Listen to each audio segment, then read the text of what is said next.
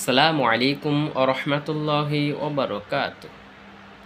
আপনারা অবশ্যই অবগত আছেন যে বাইতুল মোকাররমের খতিব হযরত মাওলানা আব্দুল মালিক হাফিজুল্লাহ উনি ঈদ ও মিলাদুন্নবী সম্পর্কে একটা কথা বলেছিলেন যে ঈদ ও মিলাদুন্নবী উদযাপন করা জায়েজ না, এরকম একটা কথা বলেছিলেন। কিন্তু এটার উপরে ভিত্তি করে আব্বাসী হুজুরের খাদেম মানে উনি আব্দুল মালিক হাফিজুল্লাহকে মানে এমন কটূক্তি করেছেন যেটা আপনি শুনলে আপনি সহ্য করতে পারবেন না। তো এটার বিরুদ্ধে একটা কঠিন জবাব দিলেন এবং ঈদ ও মিলাদুন্নবী সম্পর্কে একটা সুন্দর আলোচনা করেছিলেন যে আপনারা পুরো বয়ানটি শুনেন, অবশ্যই আপনাদের ভালো লাগবে। ধন্যবাদ। কুলাঙ্গার সুন্নি বলে যে ঈদে মিলাদুন নবী ওদের বাপ দাদাদের বাড়ানো ঈদ, এই ঈদকে যদি নবীর ঈদের চাইতে বেশি খুশির কারণ হয়, ওরা কি নবীকে সম্মান করলো না অপমান করলো? তাহলে এরা কি সুন্নি নাকি ইসলাম বিদ্বেষী নবীদ্রোহী?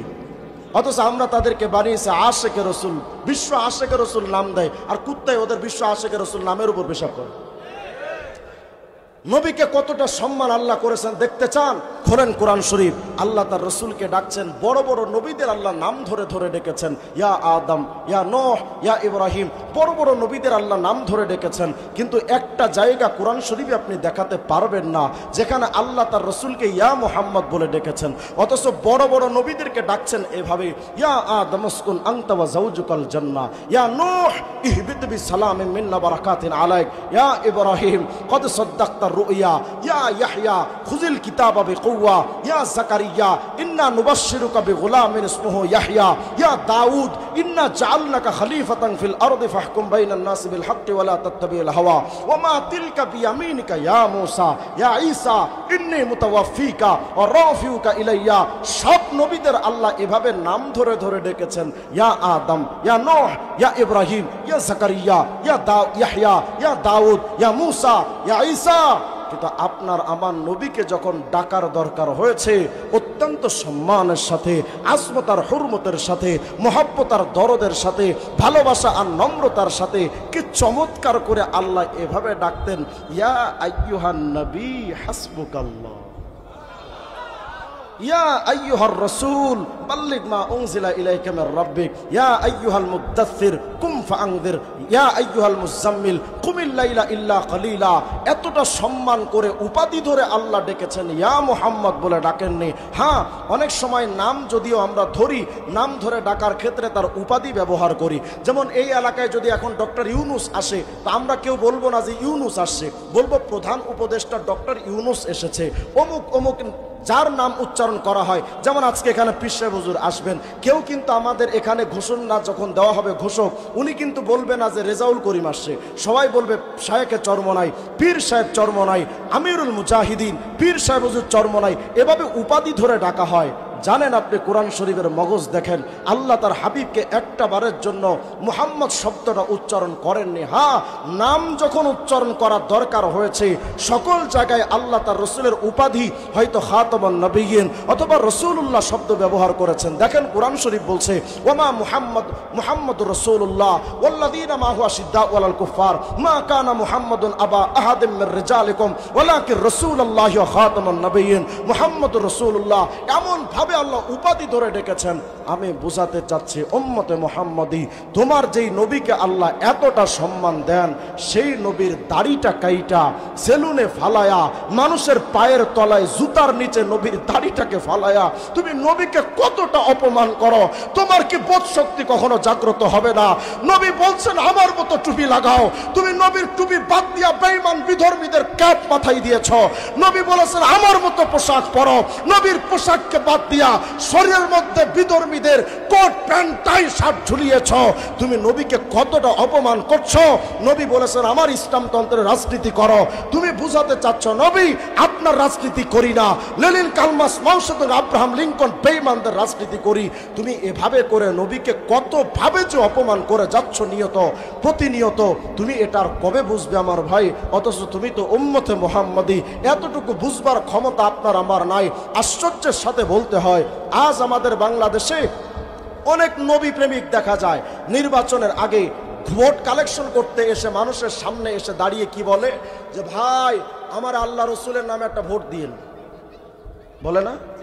অথচ 53 বছর চলে গেছে, কুলাঙ্গারের বাচ্চারা আজ পর্যন্ত একটা আইন করতে পারে নাই যে নবীর বিরুদ্ধে কোনো কুলাঙ্গার কথা বললে তাকে মৃত্যুদণ্ড দেওয়া হবে।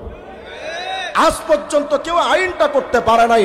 অথচ আমরা বলছি অমুক নেতা নবী প্রেমিক, অমুক নেতা আলেম প্রিয়, অমুক নেতা দিনদার। আরে দিনদার প্রমাণিত হতো তো তখন যখন আইনটা সংসদে পাস করতে 53 বছরে যে নবীর বিরুদ্ধে কোনো কুলাঙ্গার যদি কথা বলে, জিয়ার বিরুদ্ধে কথা হইলে তার ব্যাপার আইন আছে, মুজিবের বিরুদ্ধে কথা বললে আইন আছে, নবীর বিরুদ্ধে কোনো কুলাঙ্গার কথা বললে ও যেখানে পাওয়া যাবে জীবন্ত পুঁতে ফেলা দরকার।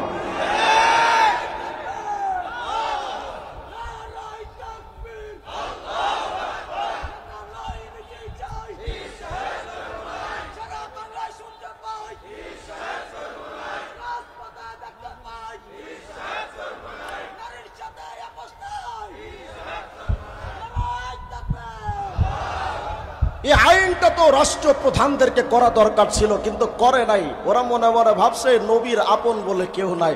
আল্লাহ ঘোষণা দিয়েছে নবী আমি আল্লাহ তো আপনাকে ভালোবাসি। আল্লাহ কিভাবে তার নবীকে কতভাবে বুঝিয়েছেন, নবী গো আমি আল্লাহ যেখানে আপনিও নবী সেখানে। নবী আল্লাহ সমকক্ষ নন, কিন্তু মহব্বতের খাতিরে আল্লাহর পরেই যার স্থান। আল্লাহ বোঝাতে চেয়েছেন ও নবী আমি আল্লাহ প্রথম। আচ্ছা আপনারা যারা এখানে আছেন আমাকে বলেন তো, আমাদের নবী শুধু আখেরি নবী এটা সবাই জানেন তো? আমাদের নবী শেষ নবী এটাই তো শুধু জানেন? ভুল কথা, আমার নবী শুধু আখেরি নবী না। সুবহানাল্লাহ বলেন। আল্লামা কাসেম নানুতুবি রহমতুল্লাহ বানী দারুল দেওবন্দ একটা কিতাব লিখেছেন তাহদিরুন নাস। কিতাবটা ওলামায়ে কেরাম মোতালা করে দেখবেন, কি চমৎকার কথা লিখেছেন। আমার নবী শুধু আখেরি নবী না। আমার রসুলকে একবার প্রশ্ন করা হয়েছে, শাইখুল ইসলাম ইবনে তাইমিয়া হাদিসে সনদকে হাসান বলেছেন, আমাদের রসুলকে প্রশ্ন করা হয়েছে নবী মাতা কুনতা নবিয়্যা, আপনি কখন থেকে নবী? হুজুর আকরাম বলেন এই জানো না আমি নবী কখন থেকে? ভাবছো আমি শেষ নবী শুধু? আরে শোনো আনা নবিয়্যুন ওয়া আদমু বাইনার রূহি ওয়াল জাসাদ, আমি মুহাম্মদ তো তখনও নবী ছিলাম যখন আদমকে সৃষ্টি করা হচ্ছে। তাহলে আমাদের নবী শুধু কি শেষ নবী না শুরুরও নবী? কাসেম নানুতুবি লিখেছেন আমাদের নবী আসলি নবী, অন্য নবীরা আরজি নবী। মানে আমাদের নবীকে আল্লাহ নবুয়ত দিয়েছেন সরাসরি, অন্য সকল নবীদেরকে আল্লাহ নবুয়ত দিয়েছেন ঠিক, কিন্তু সরাসরি দেননি, আমাদের নবীর মধ্যস্থতাই দিয়েছেন। সুবহানাল্লাহ বলেন না? আরে কত দামি নবী। আল্লাহ বুঝাতে চেয়েছেন নবী গো হুয়াল আউয়াল ওয়াল আখির ওয়াজ জাহির ওয়াল বাতিন, আমি আল্লাহ তো শুরু, আমার আগে কিচ্ছু নাই, আমি আল্লাহ শেষ, আমার পরেও কিচ্ছু নাই। আল্লাহ বুঝাতে চান নবী আমার পরেই তো আপনার স্থান, তা আমি আল্লাহ যদি প্রথম হই আপনি হবেন না কেন? আমি যদি শেষ হই আপনি হবেন না কেন?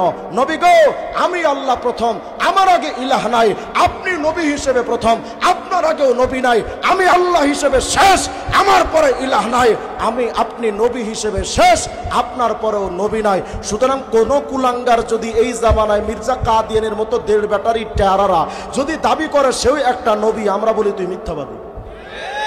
रूहानी खजाइनर मध्य मिर्जा कादियानी लिखेছে যে মাই खुदा के सब नूरों में से आखिरी नूर हो, যে আল্লাহর যত নবী আসছে সব নবীদের মধ্যে আমি শেষ নবী। বলেন ও কি শেষ নবী না মিথ্যাবাদী? আরো জোরে বলেন শেষ নবী না মিথ্যাবাদী? আল্লাহ বারংবার বুঝাতে চেয়েছেন ও নবী আমি আল্লাহ যেখানে আপনি আমার মহব্বতের মানুষ, মহব্বতের বান্দা, মহব্বতের হাবিব, আপনি আমার পাশাপাশি। আল্লাহ বুঝাচ্ছেন নবী গো আলহামদুলিল্লাহি রাব্বিল আলামিন। ও নবী জানেন আমি আল্লাহ সমস্ত জগতের রব। সমস্ত জগৎ মানে আমরা মনে করি জগৎ মনে হয় শুধু এই পৃথিবী, এর বাহিরে কোনো জগৎ টগৎ নাই। ভুল কথা, এই পৃথিবী তো শুধু একটা গ্রহ মাত্র। বিজ্ঞান বলছে এর বাহিরে আরো 7-8টা গ্রহ আছে। এরপরে এই পৃথিবীটা যত বড়, সূর্যের মধ্যে এমন কিছু জায়গা, আমাদের মিল্কি গ্যালাক্সির মধ্যে এমন কিছু জায়গা আছে পৃথিবীর চাইতে 13 লক্ষ গুণ বড় তো সূর্য। ওই সূর্যের মতো অন্তত 4000 কোটি গ্রহ বাস করে মিল্কি গ্যালাক্সির ভেতরে। শুধু তাই নয়, পৃথিবীর চাইতে 13 লক্ষ গুণ বড় সূর্য, ওই সূর্যের চাইতে 500 কোটি গুণ বড় ওয়াই স্কুটি নামক একটা তারকা। এমন বড় ছোট মাঝারি তারকা মিল্কি গ্যালাক্সির মধ্যে 1 লক্ষ থেকে 40 থেকে 50,000 কোটি তারকা আছে, যেই গ্যালাক্সির মধ্যে এত এত জগৎ আছে, এমন বড় বড় গ্যালাক্সির সংখ্যা আবার 1 লক্ষ থেকে 2 লক্ষ কোটি। আমি বোঝাতে চাচ্ছি এই জগতের হিসাব দিতে গেলে নবমণ্ডলের বিজ্ঞানীরা যে হিসাব দিয়েছে এগুলো বলতে গেলে লম্বা টাইমের দরকার। Crore crore crore million billion trillion কোটি জগৎ আছে। আল্লাহ বোঝাতে চান নবী গো, যত জগৎ আছে না সমস্ত জগতের রব আমি আল্লাহ। অনবী তো আমি আল্লাহ যেখানে, আপনিও নবী সেখানে, আমি আল্লাহ সমস্ত জগতের রব।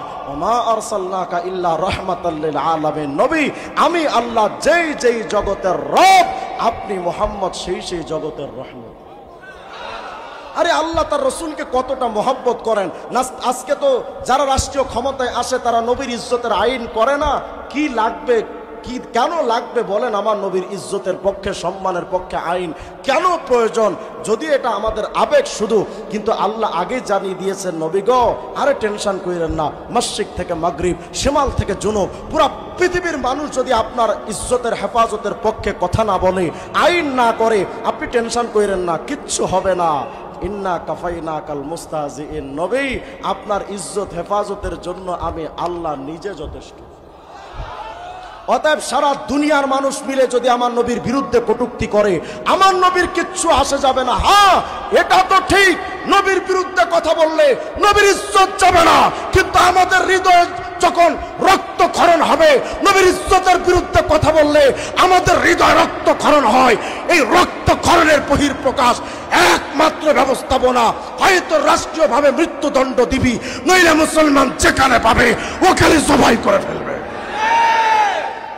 আমাদের বাংলাদেশের সংবিধান কি বলবে, আইন কি বলবে, আদালত কি বলবে, আমরা কিচ্ছু বুঝি না। আমাদের একটাই আওয়াজ হবে, যেই সংবিধানে নবীর ইজ্জতের আইন থাকে না ওই সংবিধান আমি মানি না। যেই সংবিধানের নবীর ইজ্জত হেফাজতের আইন থাকে না ওই সংবিধান মুসলমানের সংবিধান নয়। অতএব রাষ্ট্রপ্রধান আর প্রশাসনদেরকেও একথা জেনে রাখা দরকার, হয়তো নবীর ইজ্জতের পক্ষে আইন পাশ করেন, নইলে মুসলমানদের এই অনুভূতি জাগ্রত হলে বাংলাদেশে কোনো নবীদ্রোহী নাস্তিক্যবাদ টিকতে পারবে না। নবীর ব্যাপারে তাদের কোনো ফিকির নাই। আল্লাহ বুঝাতে চেয়েছেন অনবী ইন্না শানি আকা হুয়াল আবতার। কি ভাবতেছেন ওরা আপনার লেজ কেটে দিবে? আমি আল্লাহই ঘোষণা দিয়েছি নবীদ্রোহী যারা তাদেরই লেজ কেটে যাবে, তারা কোনোদিন অস্তিত্ব টিকাতে পারবে না। আজ আপনাদের সামনে আর একটা নতুন তথ্য দিয়ে যায়, আশা করি খুশি হয়ে যাবেন। আমাদের নবীর নাম মুহাম্মদ না? কথা হয় না?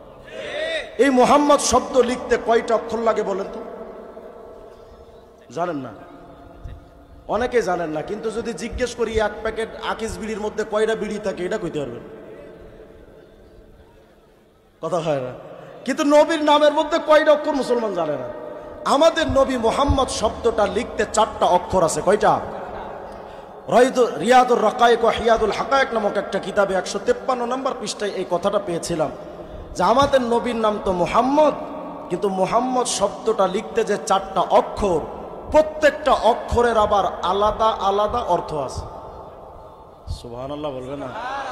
কি অর্থ দেখেন, আল্লাহর হাবিব কিতাবের মধ্যে লিখছে মুহাম্মদের মধ্যে 4টা অক্ষর, মিম হা মিম দাল। কয়টা? 4টা। কিতাবে লিখছেন উনি মিম আল উলা ইশারাতুন ইলাল মুলকিল আউয়াল ওয়া হুয়া দুনিয়া। মুহাম্মদের প্রথম মিম মানে মুলকে আউয়াল, অর্থ হলো দুনিয়া। মিম আল-থানিয়া ইশারাতুন ইলাল মুলকি সানি ওয়া হুয়াল আখিরা। মুহাম্মদের দ্বিতীয় মিম মানে মুলকে সানি, অর্থ আখিরাত। মাঝখানের হা ইশারাতুন ইলার রাহমা, হা মানে আল্লাহর রহমত। শেষের দাল ইশারাতুন ইলাদ দাওয়াম, দাল মানে সদা সর্বদা। খুব খেয়াল করেন, মুহাম্মদের 4টা অক্ষরের প্রথমটা মিম মানে দুনিয়া, দ্বিতীয় মিম মানে আখিরাত, হা মানে আল্লাহর রহমত, দাল মানে সদা সর্বদা। তো আল্লাহ যেন আমাদের নবীর নাম মুহাম্মদ দিয়া বোঝাতে চান, এই দুনিয়ার মানুষ শোনো, দুনিয়া থেকে আখিরাত পর্যন্ত সদা সর্বদা আমি আল্লাহর রহমত যদি পেতে চাও, আমার মুহাম্মদের সুন্নাত মানা ছাড়া আর কোনো বিকল্প রাস্তা না।